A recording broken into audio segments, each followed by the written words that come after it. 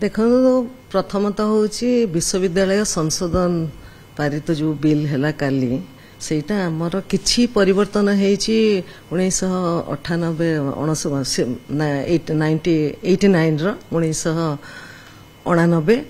आउ किछि 2020 रे जोटा हेइथिला हमर संशोधन तादुर भी किछि नै आइछि तेणु वर्तमान जो हेइछि संशोधन बिल सेटा निहाती रूपे सबु बालांस करिगिरी हेइछि निहाती स्वागत योग्य आ मो तरफ प्रथम अभिनंदन जणेबी जे आमर पुणी थरे माने पुराना बिल को आखि आगे रखिकी जो नुआ बिलटा बर्तमान हेइछि ताहा बहुत बहुत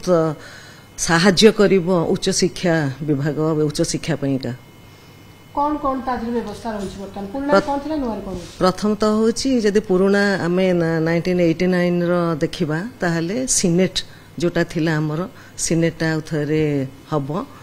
तापरे हमर जो भिसी मानकर समयटा थिला ड्यूरेशनटा 3 वर्ष थिला सेटा बर्तमान 4 वर्ष हिची 2020 नियम अनुसार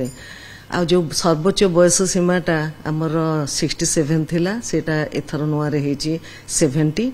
आ गोटे सब तो बड़ कथा जे हमर जो प्रक्रिया हम माने हमर अध्यापक मानकर सिलेक्शन प्रक्रिया रे बीसी मानकर भूमिका किछि रही नथिला 2020 मसियार बिल रे तेणु गोटे यूनिवर्सिटी रे हमर को प्रकार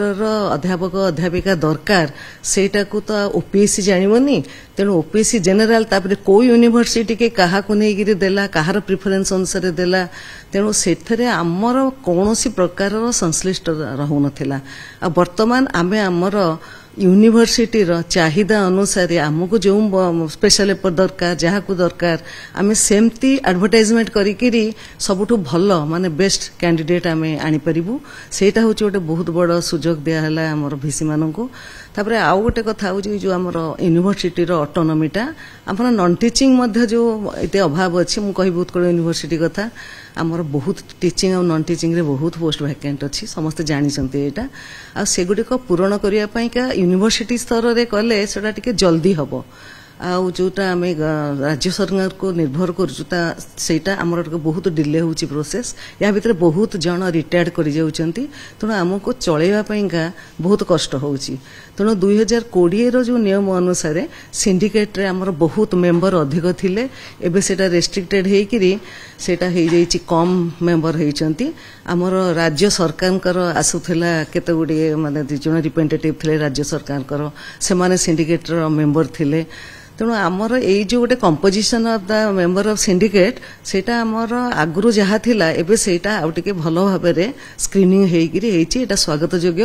बहुत जन जदी सिंडिकेट रे रहिबे हमको परिचालन करबा बहुत कष्ट होउतला तेणु वर्तमान एटा निहाती रूपे स्वागत योग्य पदक्षेप नै जाय अच्छा आपण माने जो पुराना बिल रे काम करथले 89 रे सेही बिलटा को ही पुनरुत्थान पूर्ण करा गला 2020 रे परिवर्तन हेइतला 2024 रे पूर्ण लागू कर दिया गला नहीं किछि तो परिवर्तन पुणी हेछि 2020 रो मध्ये किछि नै हेछि जो समय सीमाटा 3 वर्ष आगरुतला 4 वर्ष हेछि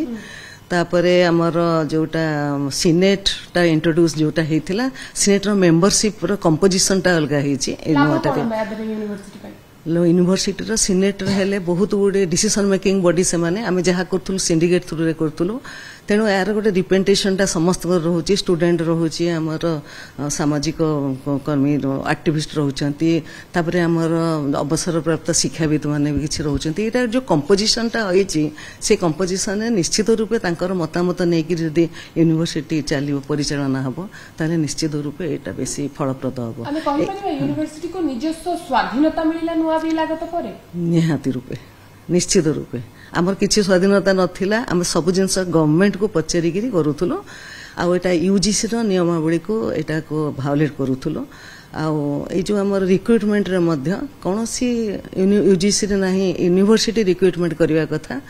आ जहा आपण वीसी सिलेक्शन कथा कहउचंती एटा 3 जण जो मेंबर वर्तमान हेचंती जणे